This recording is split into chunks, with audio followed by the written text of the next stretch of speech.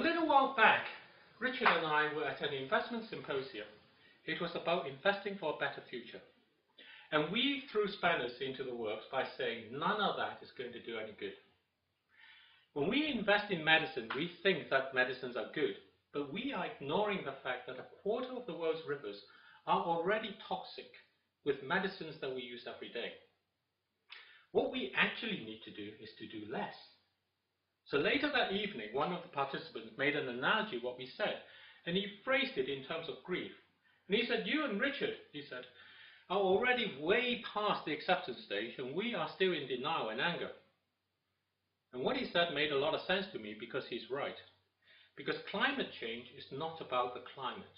It is about loss. And it's not just about the loss of polar bears and glaciers. It is much more than that. It is about a loss of a promised way of life. So when I got home, I asked my cat Crumble. Crumble is 2 years old. He's a COVID lockdown cat and he likes playing tag and hide and seek. It's not very cuddly. But that night he was quite cuddly. So I asked him, what do you think of climate change? After 2 years, I speak Crumble pretty well. He looked at me and said, why do you even ask? Look, I've already found a new perch. And so he had. The old perch was by the window and it gave him a few of everything. But it got hot and he gave it up and he moved on. I don't know what it means for a cat to lose his perch, but I imagine it means a lot. But Crumble accepted climate change and he moved on.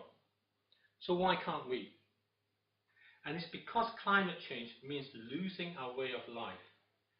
India makes medicines for the world. When it has a heat wave, health services all over the world suffer.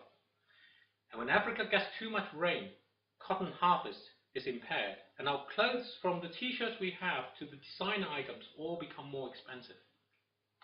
Climate change hurts our planet's ability to heal itself. And our planet is getting sick, and we feel it because diseases are spreading. Coronavirus, monkeypox, Marburg virus. But we don't see these problems as climate change. And the reason is because we see them as failures of our health services and consequences of globalization, is because we want to hang on to the idea that by working hard and innovating, we can solve any problem that comes along. So at the symposium, our comment that we cannot solve a problem caused by doing too much, by doing more of the good thing, was just met with denial. We don't want to give up the ideas of win-win solutions. We've been taught that if we work hard, rewards will be ours. If we want to progress, we just need to think outside the box.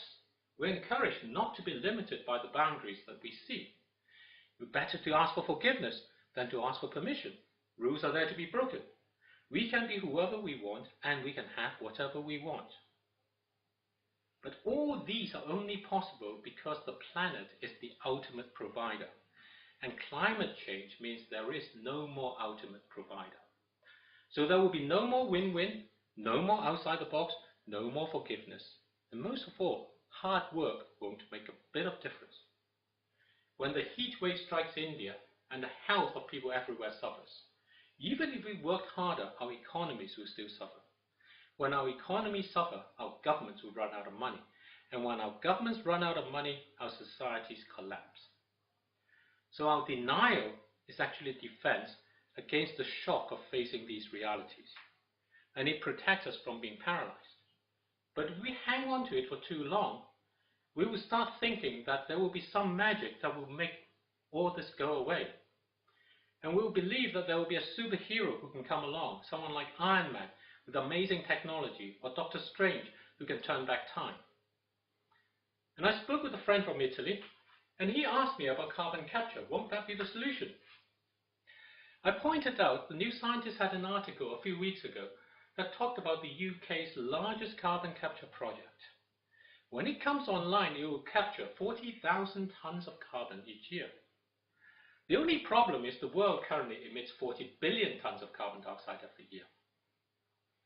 The plants will also use the captured carbon dioxide to make baking soda.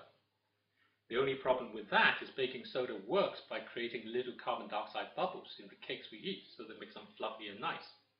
So the whole process just turns to emitting the carbon dioxide in ovens instead. And that's the essence of bargaining. We struggle with the loss, and we try to find ways to say that we can actually sidestep it. We don't want to face it. And carbon capture makes us feel less helpless. It makes us feel we can reverse time, makes us feel we can move forward. But the effects of climate change are not reversible. When the ice caps melt, they don't come back. When a country goes bankrupt, it doesn't come back just because we're capturing carbon. But that doesn't stop us bargaining at every level. The government sees the carbon capture project as a real win. The carbon dioxide capture goes into its targets that it needs to meet. The project will generate carbon credits that can be sold for profit, and the company will make money and the country can benefit from the taxes. And the credits will go to someone somewhere who can use it for something they need, like offsetting a business flight or a personal holiday. So everybody seems to win, except for the planet. And as we explain in our book, The Unsustainable Truth, our economy takes good intentions and corrupts them. So the person who buys the carbon credit for his flight will no longer think about whether he should fly or not, and he'll fly more. And other baking soda manufacturers will not want to lose their market share, and so more cakes will be made instead. And overall, even if the planes use the biofuel and the baking uses renewable energy, you will still need oil, gas and coal to make the biofuel or to make the renewable energy. And in the end, what happens is that every activity in the world today inevitably requires someone somewhere to use oil, gas and coal to support it, or because of it. And we bargain because we don't want to think about that, because we want to think there is a solution.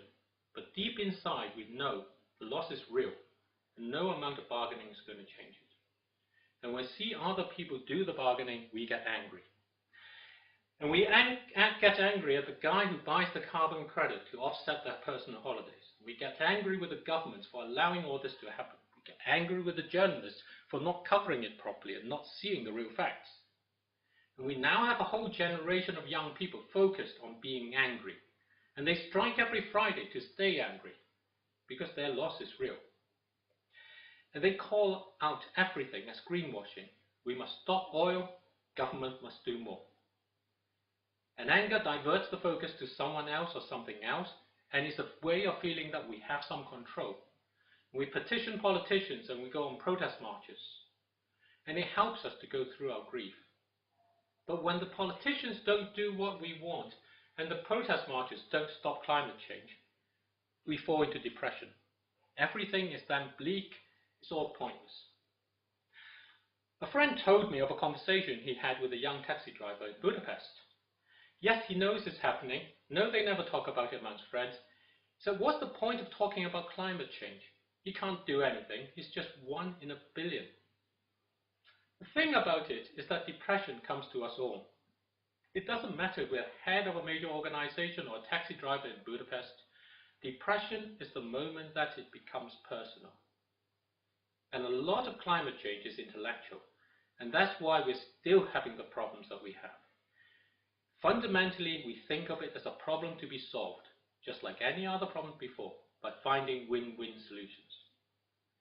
And I went for a walk with a friend yesterday from Mexico, and he was shocked by how hot it is in London. Mexico City, he said, is 2 kilometers up, and so it's naturally cool. And we caught up about our families and our work, and eventually moved on to talking about the climate. And I mentioned this issue with denial and bargaining and anger, and went on to talk about what we could do about it.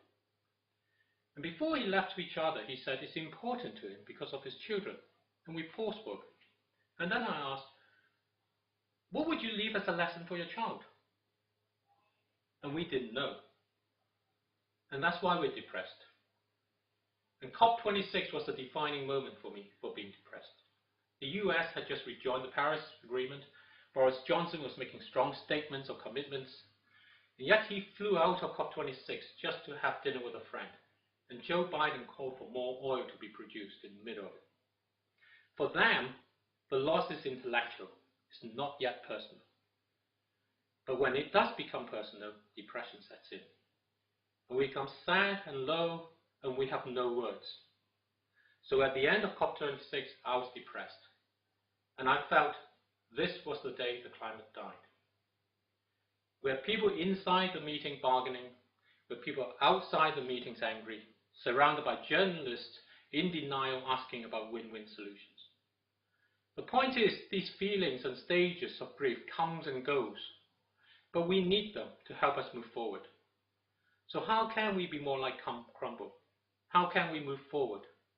And what does moving forward mean? I had a conversation with a friend from Bangladesh, and he told me that the country is so flat, there are real issues with sea level rising. But more than that, the sea is already making the soil salty, so they can't grow anything. Many of his friends work in textiles, and they know people who are going to be in places who will be flooded. And he feels it personally. And we started talking about what we might be able to do for ourselves. Crumble helped himself. He accepted climate change, and he moved. He found a new perch. Taking action to move on is part of grief. It's the final acceptance part. Accepting the loss is also admitting that we're not as smart as who we thought we were. And it moves us into a new position of humility. It tells us we do not know what to do. And the whole experience is like driving to your child's final year performance, school performance, and you want to be there in time, but you're late. And your car engine lights just flashes up, and your engine is getting too hot, and you're angry. You don't know what to do. You want to go faster, but you don't know if you can, and if you don't go faster, you're not going to get there. So you start by ignoring the flashing light, and you're in denial. It's just a malfunction. And then you start smelling burning, and then you start to get angry. If only you had serviced the car properly, if only the people at the meeting before had shut up and you could have left earlier. But the anger makes no difference. So you start bargaining with yourself. Let me get there in time, and then I'll do something really nice for my child. And you go through this cycle of denial and anger and bargaining until you exhaust yourself, and then you give up. You accept the loss. It's too late. There's no point. And you stop, frustrated and depressed. There's nothing you can do. At that point, when you've accepted that you're not going to get there, you pick up your phone and you leave a message. I'm late, but I'm coming. Car's broken down, but I will be there. And good luck with the performance. And leaving that message takes you forward. Taking that action gives you space. It lets you continue, even though you cannot be there on time.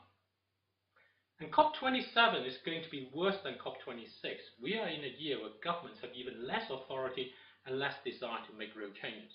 And businesses are suffering. And there will be anger, and there will be denial, and there will be bargaining, and there will be depression. So it's important that we can go into it with feeling that we can take action for ourselves, talk to each other about doing that. And when we can take those actions, no matter what they are, we will be able to feel we can take care of the big picture ourselves too. And today I was at a garden created by a Danish guy in London. And he was poorly and he wasn't there, but I met a couple of other people. A Japanese friend of mine and another Japanese whom she brought along. And there was a note in the garden and it says, take 30 minutes out each day, and if you're really busy, take an hour. So the three of us sat down for an hour and talked. We talked about our ambitions, our fears, and the things that give us joy. And climate featured. And tomorrow her friend and I will meet again to see what things we can do to help each other and help ourselves. So my name is David Coe. I represent Rethinking Choices. We help people survive climate change. Please visit our website, rethinkingchoices.com. Thank you very much.